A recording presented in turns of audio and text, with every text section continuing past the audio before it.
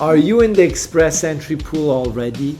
Do you expect to be invited for your permanent residency either through Federal Skilled Worker, Canadian Experience Class, or the Federal Skilled Trades? Are your documents ready? Do you know that under the express entry stream, there is typically no procedural fairness letter, and you can be refused even for an incorrectly scanned document which would not be the original? If you're in the pool, you need to have your documents ready, as express entry draws have started already with 2 rounds a month. And I've got some interesting horror stories to share with you about express entry refusals. Hello, my name is Reza and I work with the Ingway Canada licensed immigration team, helping applicants to move to Canada, whether it's for yourself, your kids, your business, or all of the above. We make it happen. Let me make this clear. I am not an actual YouTuber, but I work hands-on with our licensed team in Canada, working on actual applications and communicating with the immigration department in Canada and overseas embassies on a daily basis on behalf of our clients. These videos are made for the purpose of sharing our hands-on Canadian immigration knowledge with our worldwide audience. And look who we have on our show today. It's my mother-in-law. Hello. Hi Nasreen. Hi. Let's get started with the basics of the documents for express entry.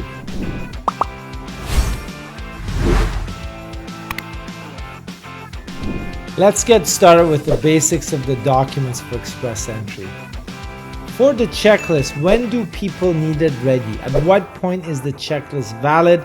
And at what stage of the process? Well, the answer is the checklist will be generated by the IRCC Express Entry portal when the applicant receives the invitation to apply, not before. And they fill in the answers to the additional questions on the portal, which opens up after you receive the invitation to apply. The applicant then has 60 days in order to complete these questions and upload all the requested documents for the permanent residency application. Otherwise, the invitation to apply will no longer be valid. What are the documents I should expect to be asked to upload for express entry after receiving this invitation to apply, or also known as ITA? First of all, make sure all your documents should be in English or French, or officially translated if they're not in English or French. You do need your valid passport copy, all pages. You need an upfront medical examination if you're inside Canada when applying. Based on the recent policy announced, those applicants who are inside need to complete their upfront medical examination before activating their CEC profile, and there's no points for doing that medical as well. Your proof of employment, such as employment letters, which should include your job duties, positions, address of the company logo, email address, manager, supervisor name, signature, wage, start date, end date if applicable, full-time or part-time. Here's a horror story for you. An applicant receives a letter from their employer which they upload under CEC inside Canada, and because it's not on a letterhead and signed, their entire application was refused outright. True story. All your pay stubs are required. This is not in the document checklist, but highly recommended if you really want to prove your work experience for which you're claiming points. It's recommended to have your pay stubs which show the hours adding up to 1,560 hours for the year. Pay stubs for, let's say, the 12 months or longer if your 1-year work experience is spread out for more than a year. Your valid language exam documents such as IELTS, CELPIP, TEF, TCF, whether French or English or a combination of both to gain those bonus points. They should be general and not academic exams. Otherwise, they will be refused and not accepted, and issued in the 2 years as of the date you've received the invitation to apply. Proof of your education, degrees, diplomas, and transcripts, and validation of your previous studies overseas through an education credential assessment from one of the 7 designated organizations on the IRCC website. You and your dependents' birth certificates and marriage certificate if you're married, or proof of your common law relationship would be required. If you're in a common law relationship, make sure you fill out form 5409E, which we recommend to be notarized as well. You will need to fill out the background declaration, which is a bunch of questions that opens up on the portal after you've received the ITA.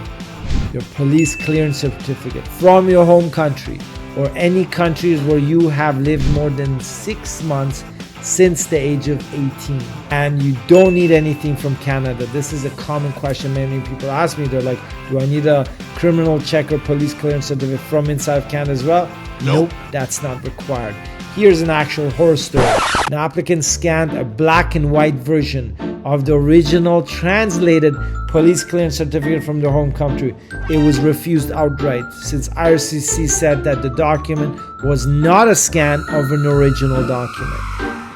Completing the form to explain all your travels in the last 10 years, copy of your study and or work permit in case you were or are inside of Canada, family information which should be completed by answering the online form through the portal which opens up after you've done the ICA, receipt of your paid application fees if is required after you've received the ITA, your valid job offer if you're claiming 50 or 200 points if you are in the federal skilled trades category, which would mean the employment contract if you're a Canadian employer, a copy of the approved LMIA, even if it was from a year ago, as long as you have an updated current employment letter verifying the previous offer and its continuance. The other important documents are for those who claim work experience from their home country, and the IRCC checklist only asks for reference letters, but we ask our clients to provide work contracts, social insurance history, paid income taxes, pay slips, and proof of salary even in your bank account.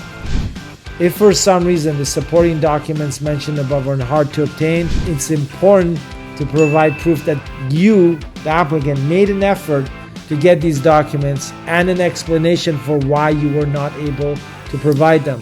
A best effort should be proven, and the onus is on you, the applicant. The IRCC officer won't just accept any plain excuse without proper proof. And here's a bonus tip for anyone who's watching this video.